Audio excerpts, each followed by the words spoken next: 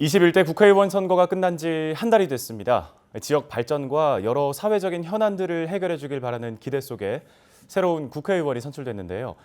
당선인들을 직접 만나서 당선 소감과 앞으로의 계획을 들어보는 시간 마련했습니다.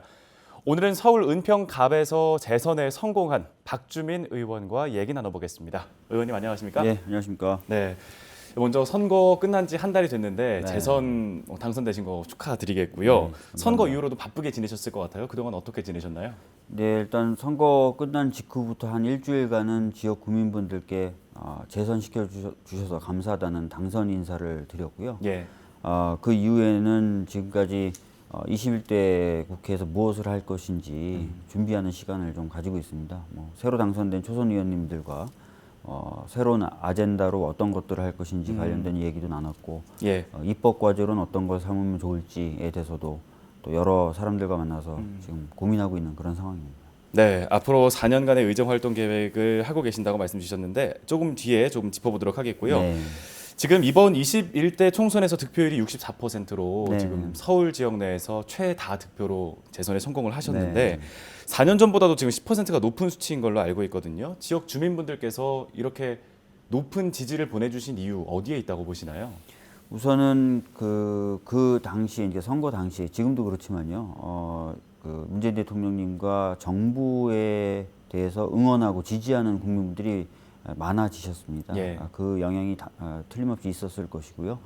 개인적으로 봤을 때는 지난 4년간 해왔던 거 그리고 또 앞으로 하겠다라고 말씀드렸던 것들 이런 것들이 좀 지역 국민들의 마음을 설득하지 않았나 이런 생각을 가지고 있습니다. 네. 압도적인 지지를 받고 재선에 또 성공한 만큼 어깨도 그만큼 무거우실 것 같아요. 네, 맞습니다. 어떻게 좀 생각하고 계신가요?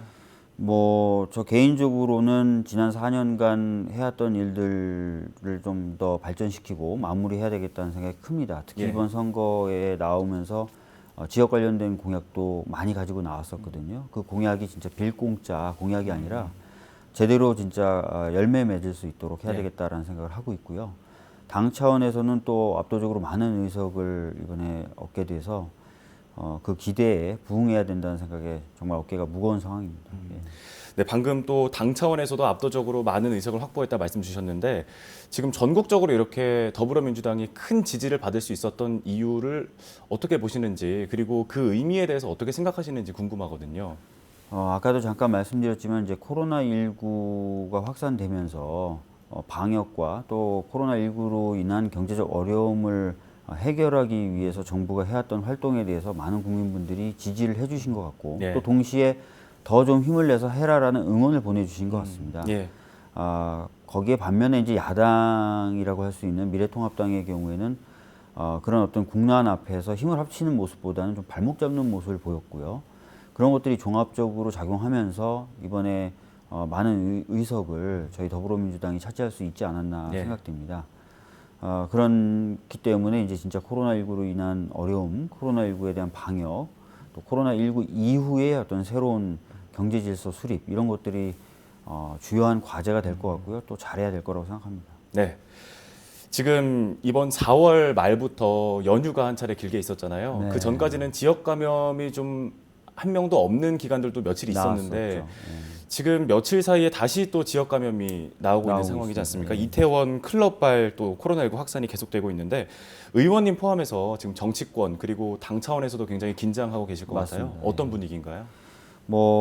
저희 당 최고위 이제 발언을 보시면 잘 아실 수 있겠는데요. 이해찬 당대표님은 월요일 날 발언도 그러셨지만 오늘 또 중앙위원회 발언에서도 이태원 클럽을 방문하셨던 분들의 자발적인 검사 참여를 예. 계속 요구하고 있는 상황입니다. 사실 여러 가지 이제 그 어려움 때문에 자발적으로 검사에 지금 응해 주시지 않고 있는 상황들이 조금 있어요. 그러다 보니까 이제 혹시나 그런 과정에서 좀 더 확산되는 것 아니냐라는 두려움이 있고요.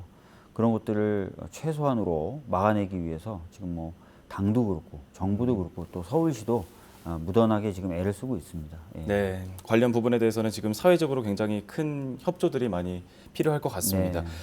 이제 이어서 지역 관련 현안들을 좀 짚어보도록 네네네. 하겠습니다. 이번 21대 총선 지역 관련 공약 중에 가장 눈에 띄었던 게 녹번천 복원과 네. 관련된 부분이었는데요. 이 녹번천 복원 구체적인 계획을 또 당선 이후인 지금 시점에서 다시 한번 좀 설명해 주시죠. 제가 그 공약으로 들고 나섰던 녹번천 복원이라고 하는 것은요. 1970년대 말에 도로로 덮이면서 그 모습을 감췄던 녹번천이라는 천의 일부 구간, 네. 즉 응암역부터 역촌역까지의 대략 한 1.1km 구간을 다시 자연이 살아 숨쉬고 또 구민들이 쉴 수 있는 공간으로 복원을 해서 돌려드리겠다라는 것이었습니다. 네. 이것은 그 자체로 어떤 친생태계적일 뿐만 아니라 지역 구민들에게 쉼의 공간, 또 운동할 수 있는 체육의 공간, 또 문화의 공간을 돌려드리는 것, 또 거기서 더 나아가서 지역의 랜드마크가 좀 됨으로써 전국적으로 사람들이 찾아올 수 있게끔 만드는 그런 효과가 있을 것이라고 생각을 합니다. 예. 제가 공약을 내걸 때도 그렇지만 선거가 끝난 이후에도 지금 서울시하고 긴밀히 얘기를 하고 있고요. 서울시 차원에서는 관련된 용역들을 현재 진행하고 있습니다. 예. 그래서 이 용역 결과가 나오고 용역이 진행되는 것에 따라서 신속하게 이후 과정들을 밟아 나갈 예정입니다. 네, 알겠습니다. 이 녹번천 복원과 관련해서 사실 교통 체증이나 그리고 네. 공사 과정에서의 어떤 악취 같은 문제들 그리고 관리 비용 등의 문제를 우려하는 주민분들 맞습니다. 계시거든요. 그 예. 부분은 어떻게 보시나요? 교통체증 관련돼서나 지금 또 말씀하셨던 여러 우려에 대해서 제가 선거 기간 중에서도 계속 이제 많이 알려드렸는데요. 네. 일단 응암역과 역촌역 사이 구간은 서울시가 1차적인 조사를 해봤을 때도 현재도 그렇게 교통량이 많지 않은 데다가 우회 도로가 이미 마련되어 있습니다. 그래서 공사를 한다거나 또는 심지어 복원이 완료돼도 교통체증 자체가 그렇게 심하지 않을 것이다라는 예상이고요. 네. 또 그 구간을 복원하더라도 그 도로 전체를 다 천으로 복원하는 것이 아니라요. 천을 복원하면서도 양방향으로 왔다 갔다 할 수 있는 도로를 잔존시킬 것이기 때문에 또 그렇게 너무 걱정하지 않으셔도 된다는 생각이 들고요. 그 다음에 이제 관리비의 문제는 지금도 이제 불광천의 경우에 이제 물이 부족하다 보니까 한강에서 끌어올려서 흘려보내는데 그 상태에서 불광천을 위해서 끌어올리는 그 물을 네. 수평으로 약 한 700~800m 더 이제 끌어올리는 거거든요. 네. 그래서 그다지 그렇게 추가 비용이 많이 발생하지 않을 것이다라는 것이 판단입니다. 그다음에 마지막으로 뭐 악취 문제라든지 이런 것들이 발생할 수 있습니다. 공사 초기에는 예. 먼지도 좀 날릴 수 있고요. 그래서 최대한 공사를 시작하면 좀 빨리 끝낼 수 있도록 그런 것들은 이후에 이제 공사가 시작되면은 충분히 저희들이 감안하겠다라는 말씀을 드리겠습니다. 네, 잘 들었습니다.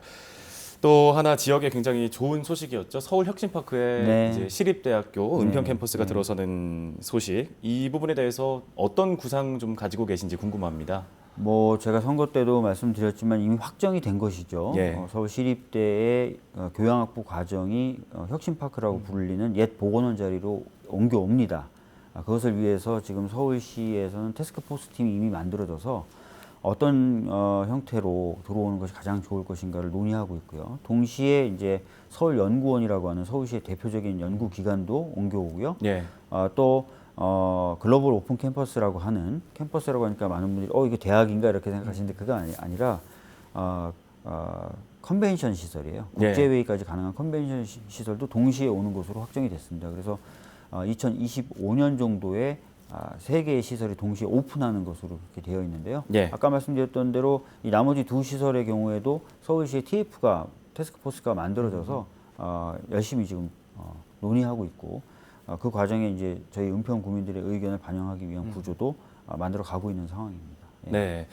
관련해서 좀 뭐 좋은 시설들이 들어서는 것도 당연히 좋은 일이겠지만 크게 또 저희가 기대하고 있는 부분이 이 사람이 몰리게 되면 그만큼 지역의 경제가 활성화되는 그런 맞습니다. 부분들이잖아요. 예. 어느 정도 이렇게 연간 따졌을 때 사람들이 몰릴 것으로 예상하시나요? 저희들이 그거를 막 지금 당장 뭐 구체적으로 몇 명이다 또는 경제적 유발 효과가 얼마다라고 말씀드리기 어려운 게 이제 그 3가지 시설이 어떤 형태로 들어오는지나 이런 것들 아직 지금 결정이 안 됐기 때문에 들어오는 거는 확정이 됐지만 구체적으로 네. 어떻게 들어오는지가 확정이 안 됐기 때문에 그런데 이제 저희들이 관련돼서 토론회를 했었어요. 그래서 이제 그 시립대의 일부 과정이 이전돼 오면 분명히 대학가가 형성이 될 텐데 네. 어떨 것 같냐라고 했을 때 여러 전문가들이 토론회에서 발제한 내용을 토대로 보면은 상당히 큰 경제적 파급 효과가 있을 거고 주변 상가에 어떤 활기를 불어넣는 데는 대단히 효과적일 것이다라는 이야기를 들었습니다. 네. 그래서 그런 부분도 저희들이 놓치지 않고 챙겨가야 되는데요.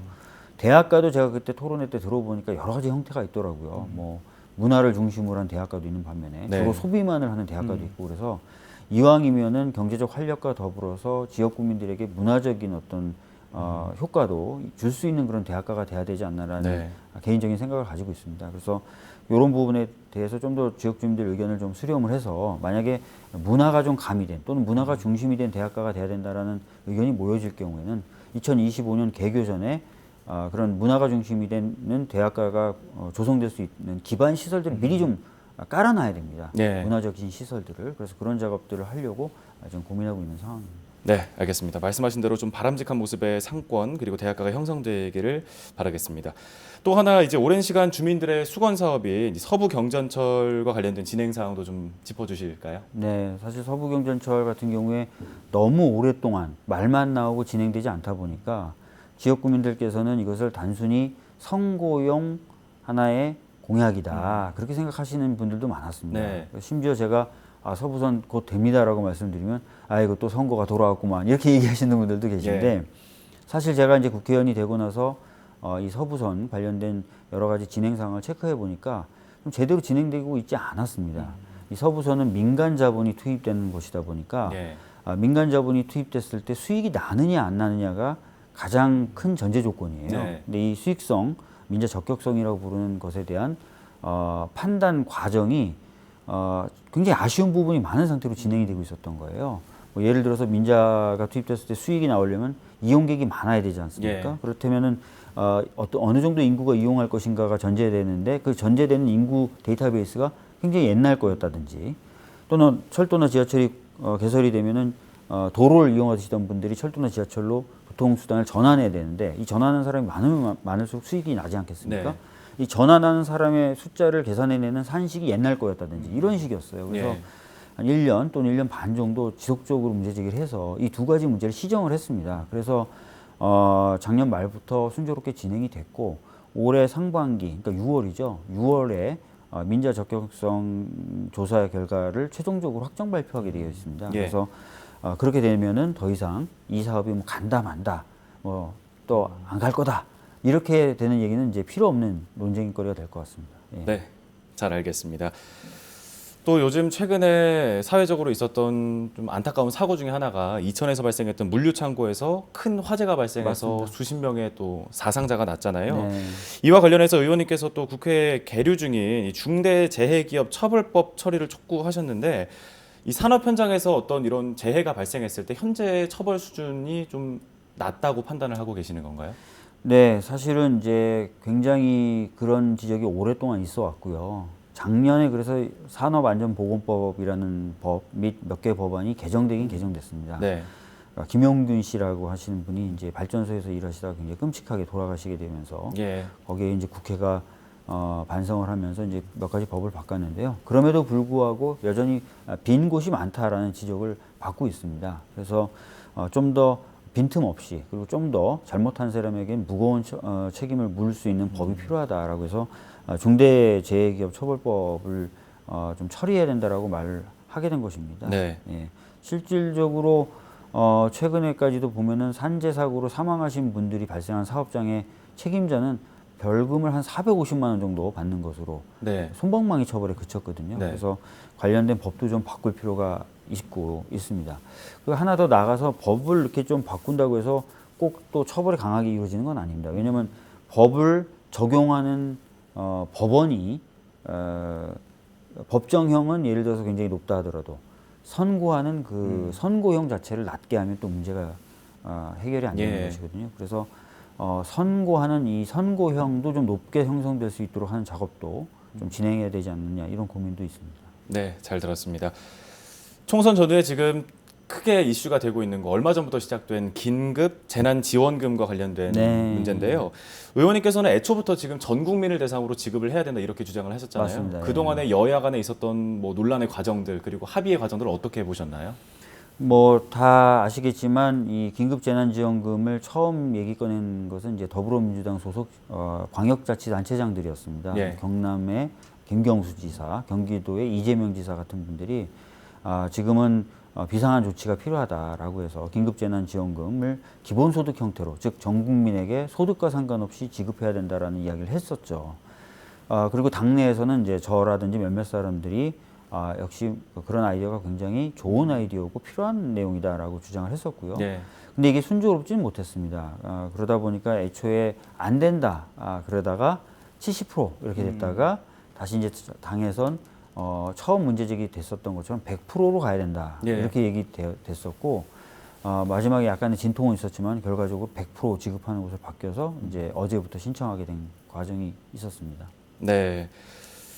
조속하게 좀 지급이 돼야 꼭 실효성이 있는 그런 정책인 요거는 만큼. 오늘 제가 좀 봤더니요. 예.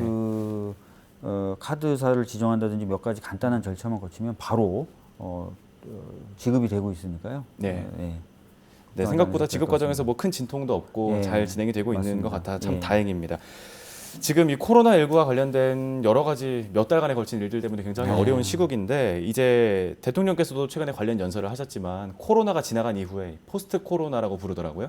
그 부분과 관련된 대응들을 좀 세워나가야 되지 않느냐 이런 논의가 나오고 있습니다.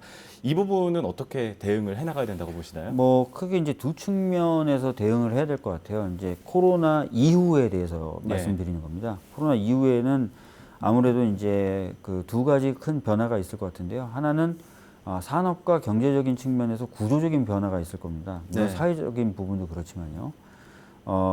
기존에 있었던 어떤 그 산업 유형이라든지 생산 구조와는 굉장히 다른 형태의 경제 체제가 형성될 가능성이 굉장히 큽니다. 네. 그러면 그렇게 바뀌는 과정에서 저희들이 잘 적응하는 것을 넘어서서 사실상 선도하면 제일 좋겠죠. 네. 그래서 그런 고민이 하나 필요하고요.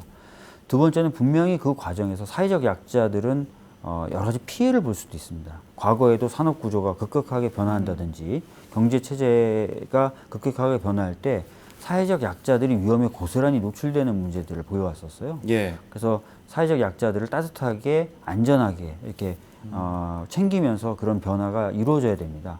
실질적으로 그렇게 사회적 약자들을 보장해 안전하게 챙겨주지 않으면 변화에 우리가 급격하게 적응하기도 어려워요. 예. 사회적인 혼란이 일어나기 때문이죠. 그래서 두 가지가 따로 뗄 수 없는 문제거든요. 그래서 두 가지 측면에서 여러 가지 고민을 해야 되고, 그래서 대통령님도 산업적인 측면에서는 비접촉 산업인 디지털 산업을 좀 강화해야 되지 않겠느냐라는 말씀하셨고, 동시에 안전망 측면에서는 고용보험의 전국민 확대를 단계적으로 해나가기 위한 기초를 좀 마련해 나가자, 이런 말씀들을 계속 하셨던 겁니다. 네, 앞으로 이 부분과 관련해서는 계속해서 좀 논의가 이어져 나가야 될 부분이라고 생각이 들고요. 네. 지금 지난 20대 국회가 뭐 안 좋은 오명들이 많이 있었죠. 식물국회, 동물국회 이렇게 일 안 하는 국회로 좀 생각이 많이 됐는데 세비를 일하지 않는 국회의원들의 세비를 삭감해야 된다. 뭐 관련된 법안도 주장을 네, 하셨고 됐습니다. 예. 앞으로 21대 국회에서는 이런 부분들 어떻게 개선이 돼야 된다고 보시나요? 사실 이제 20대 국회는 입법 성과라는 측면에서 봤을 때는 그렇게 자랑스럽게 이야기할 만한 국회는 아닙니다. 네. 물론 입법 성과만으로 국회를 평가하기는 어렵거든요. 다른 일들의 경우에는 또 20대 국회가 전에 있었던 국회와는 달리 성과를 낸 부분이 있긴 있습니다. 하여튼 근데 입법 성과라는 측면에서는 그렇게 내놓을 만한 성과가 별로 없는 건 또 사실입니다. 예. 그래서 좀 더 일을 좀 많이 해야 되고요. 특히 코로나19 이후에 아까 말씀드렸던 대로 사회와 경제가 급격하게 변화가 되지 않겠습니까? 그러면 그런 것을 우리가 적응하고 또는 선도하기 위해서는 더 많은 변화를 유연하게 또 빠르게 해나가기 위한 법들을 새로 빨리 만들고 빨리 고치는 작업을 해야 되는데 다 네. 그게 국회가 하는 일이거든요. 결과적으로 21대 국회는 20대 국회와 달리 입법이라는 측면에서 굉장히 많은 일들을 해야만 되는 국회입니다. 그래서 그걸 하기 위한 기초를 좀 마련해 둘 필요가 있어요. 그래서 회의 일정이나 안건 결정을 좀 시스템화하고, 그렇게 결정된 회의 일정과 안건 처리에 너무나 불성실하게 참여하는 그런 의원에게는 일정 정도 불이익 정도는 줘야 되는 것 아닌가. 네. 이 부분에 대해서 많은 국회의원들도 이미 동의하고 있고, 특히 국민분들도 많이 요구하고 계시기 때문에 어느 당이 됐거나 이 과제를 허투루 여기진 않을 것이라고 생각합니다. 네, 잘 알겠습니다. 끝으로 지지해준 주민분들께 한 말씀 부탁드리겠습니다. 예, 사실 지난 4년 제가 국회의원으로 활동하면서 잘했던 부분도 있겠지만 또 못했던 부분도 많았을 것입니다. 그런 부분에 대해서 따끔하게 말씀도 해주시는 동시에 또 다시 일할 기회를 주셔서 진심으로 감사드리고요. 이번 21대 국회에서는 아까 말씀드렸던 대로 굉장히 많은 일들을 해야 되는 그런 상황이기 때문에 열심히 일하겠다는 말씀 드리고요. 아울러 제가 선거 때 내걸었던 지역 발전을 위한 여러 공약도 빠짐없이 열매를 맺을 수 있도록 노력하도록 하겠습니다. 네, 알겠습니다. 재선 성공 다시 한번 축하드리겠고요. 오늘 관련 말씀은 여기까지 듣는 걸로 하겠습니다. 네, 감사합니다. 감사합니다.